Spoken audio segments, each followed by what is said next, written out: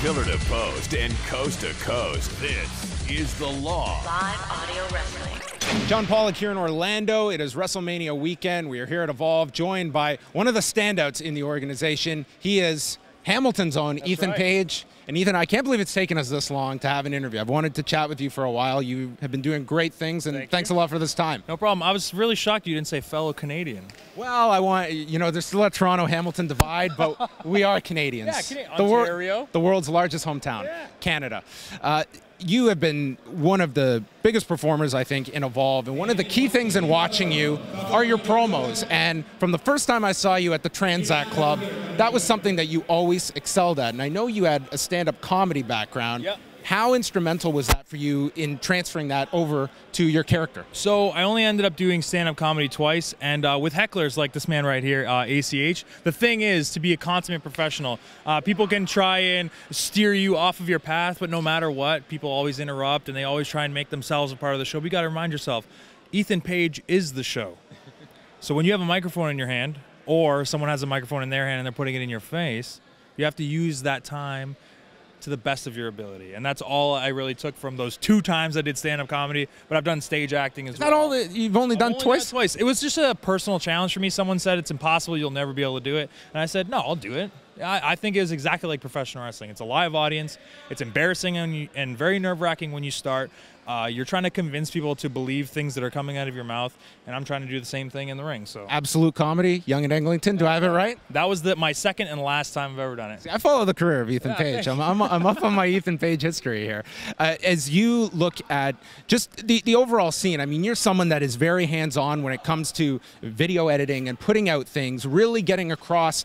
You're not just a guy that shows up, you're going to do your match, and then we'll see you in 3 weeks on another weekend tour. You are trying to get stuff out on a weekly basis, and it seems that for aspiring pro wrestlers that is a foundation that's a necessity these days. Well, yeah, because you have to think with the internet, it's not who's the best wrestler locally, it's who's the best wrestler worldwide, because you can reach absolutely anywhere. Look at today, Progress Wrestling, that's from England. And it's sold out in Orlando, Florida, and all of the wrestlers, most of the wrestlers were from England. People know who you are because of the internet, and people can forget about you in an instance. So that's why, like, when I had the opportunity yesterday to do the Janela show, it was something completely different than what I'd be doing in Evolve. So I wanted to capitalize on that audience as well as the Evolve audience, and 2 separate performances and styles. So I just try and use every avenue to kind of show different sides of myself. And again, that's why I do. Look at the crowd you're drawing for this interview. Like, this has never happened to me before. Heck yeah! Everybody's here to see Ethan Page on the Fight Network. As a Canadian, how much has that forced you to work harder and to be a predominantly U.S.-based independent wrestler? You're competing with a lot of other guys, and you've got a border in between. I mean, tell me about some of the challenges you've faced over the years breaking in and being a regular down here. Well, if you look at American wrestlers, it's all about location. If you're in the right school or location in America, all eyes are on U.S. indies. Nobody's paying attention to Canadian indies, and it breaks my Canadian heart because I believe we have some of the best wrestlers in the world. It's a black smudge on the map, and no one pays attention to it. So to get eyes on the product in Canada is very hard, so I thought the best way was to hone my craft there.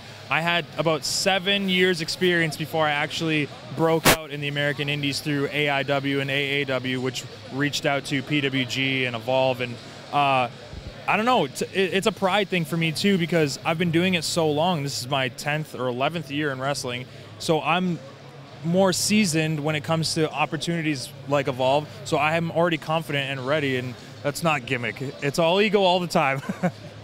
When was the relationship formed with Gabe? I mean, how did that come together? Because Evolve's been a great platform for you, and vice versa. They have relied on you very much as well. It started through my home promotion in Hamilton, Alpha One Wrestling. We did a pre-show for them in Toronto. I believe it was like Evolve 11 or 12, and whenever the con was in Toronto. Yeah.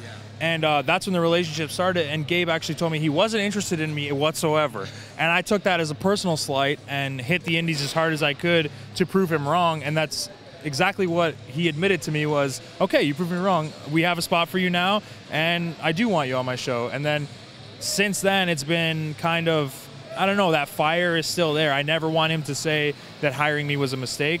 and I'll always go above and beyond everyone else on the roster to do the online stuff. I make my own graphics. I'll make my own promo videos for them. I advertise them in FloSlam more than anyone else on the roster. Ethan Page is always worth his payday in the ring or out of it. You also bring up the fact of just having that fire after being turned down. And I can't tell you how many wrestlers I've spoken to that when they have that chip on their shoulder, that takes them to the next level, because it's about proving people wrong, and it helps your game. It helps you have that desire to prove somebody wrong. And in this case, it was Gabe. Yeah, and two, I like to remind myself, it's business. What he said to me was not personal. He didn't see something that he needed out of me at that point, so I needed to show him that I could make him, Evolve, and myself money. And it reached that point where he was like, okay, let's do this. What's your advice for any younger wrestlers that maybe are centralized in their one location, and maybe some of them that they get to a point where they don't know how to get to that next level? I mean, what do you feel? Is it something that is just, it's in you or it's not? And because there's some that they get to that level and they coast and they don't get to that further level. I've seen, and I don't mean this as a mean thing, I've seen very unathletic, untalented wrestlers like myself make it very big on perseverance, personality, the way you carry yourself, but you always have to constantly remind you in professional wrestling that you are not a big deal, and someone will always be worth more money than you and have more star power than you. So you have to do all the shows that draw 12 fans. You have to go to cities that you've never been to before, so you can build up your fan base. Then they reach out to the bigger companies in that same city, and you're slowly trying to progress in every town to make it to the top company in that city. Then you're kind of touring the best of the world, and at that point, that's where you end up in a company like this. What's coming up next for Alpha One? For Alpha One, we have a show on May 14th. Joey Janela is going to be there. Hot Sauce Tracy Williams is going to be there. I'm going to be there. And then on June 18th, myself and Cody Rhodes have formed a tag team called 2 Stars, because we are 2 stars, and everybody rates our matches 2 stars. It's a fantastic promotion. And don't sleep on Ontario independents, folks. There's plenty of them out there. Pleasure to chat with you, Ethan. Thanks for this time. Man, I appreciate it.